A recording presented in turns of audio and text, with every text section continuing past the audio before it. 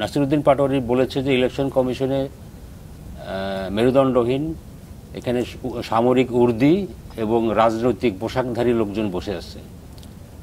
এই সরকার এই কমিশন মানে একটা চূড়ান্ত রকমের অনাস্থা প্রকাশ পেয়েছে তার কথা। এটা আপনারা আগেও বলেছেন, ইলেকশন কমিশন পুনর্গঠন করতে হবে। দেখেন ইলেকশন কমিশন তো তার ইস্যু থেকে এই দুটো ইস্যু সলভ করা ছাড়া আপনারা ইলেকশনে পার্টিসিপেট করার মতো অবস্থা আছে শেখ হোসেন এবং সাদাত হোসেনের মামলার ইস্যু করে ইলেকশন কমিশন নিজেদেরকে দলীয় পক্ষপাতিত্বমূলক আচরণ প্রমাণ পাইছে।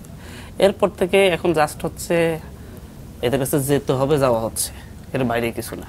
এরা একটা ভালো ইলেকশন করতে পারবে না বলে আমাদের বিশ্বাস, এবং আমি আশা করি যে এটা পুরো দেশের মানুষ, এরা অলরেডি একটা দলের কাছে জিম্মি হয়ে গেছে। ওকে, তাহলে যদি এই দাবি পূরণ না হয় আপনারা কি ইলেকশনে যাবেন কিনা দেখা যাক না, ইলেকশন আসুক না, ইলেকশন আসতে আসতে আমরা দেখবো আসলে কি অবস্থা।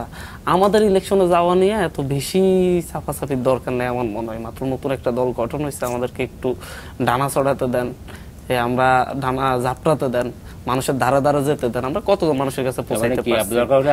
আপনাদের ছাড়া ইলেকশন হবে এরকম বলছেন? যদি সরকার করতে পারে ওভাবে, যদি একটা ভালো ইলেকশন দিতে পারে করুক, সমস্যা নেই, ইলেকশন হওয়া সম্ভব। আর আমি মূলত যেই বিষয়গুলোর কথাগুলো বলছি, অনেকগুলো কথা আসছে, এর বাইরে একটু কথা বলি। বাংলাদেশে আমাদের তো ইতিহাসটাই হচ্ছে এমন, বারবার রক্ত দিয়ে দিয়ে প্রত্যেকবারই স্বপ্ন দেখে একটা পর একটা প্রজন্ম। এই 24-এ এসে স্বপ্ন দেখার পরে এই যে চ্যালেঞ্জটা নেওয়ার দরকার ছিল এই গভর্নমেন্টকে পরিবর্তন জন্য, সে নেয় নেই। সে চ্যালেঞ্জ না নিয়ে সে কি করছে হচ্ছে প্রত্যেকের হাতে ক্ষমতা ভাগ করে দিছে। আজকে আমরা এটা ফেস করতেছি। আমি রাজনীতি বলতে একটা জিনিস মনে করি যে হচ্ছে যেই দিন আপনার ওই যে ঢাকা শহরের রাস্তার ধারে মানুষ ঘুমাবে না, যেদিন হচ্ছে তাদের ধারে ধারে যাইয়া হচ্ছে ওই যে কাউন্সিলর গুলা যাইয়া যায় হচ্ছে চাইলে কার্ড ডাইলে কার্ড দিয়ে আসবে, সেই দিন হয়তো বাংলাদেশে পরিবর্তন আসবে। এই মানসিকতার রাজনীতিবিদ তো তৈরি হয় নাই। এমন তো প্রত্যেকে ক্ষমতা কেন্দ্রিক রাজনীতি করতে চাচ্ছে, প্রত্যেকটা রাজনৈতিক দল। সেই কারণে মৌলিক সংস্কার ইস্যুতে যে অনাস্থা, যেই লেভেলের তৈরি হয়েছে, এটা বাংলাদেশকে সাফার করাবে, অনেক সাফার করাবে। আর একটা অভ্যুত্থানের প্রস্তুতি নিতে হবে। এই প্রজন্মে মাত্র অল্প বয়সী, এই যে 20 থেকে 25 বছর বয়সী, সরি এটাকে আরো করি, মানে 12 থেকে 25 বছর বয়সী প্রজন্মটাই কিন্তু হচ্ছে এখানে ব্যাপক আর অংশগ্রহণ করছে। এই 70% বলতে গেলে তারা। তো এদের লাইফে না হচ্ছে আরো বেঁচে থাকার বয়স আরো হচ্ছে 40 বছর, 45 বছর, 50 বছর করে আছে।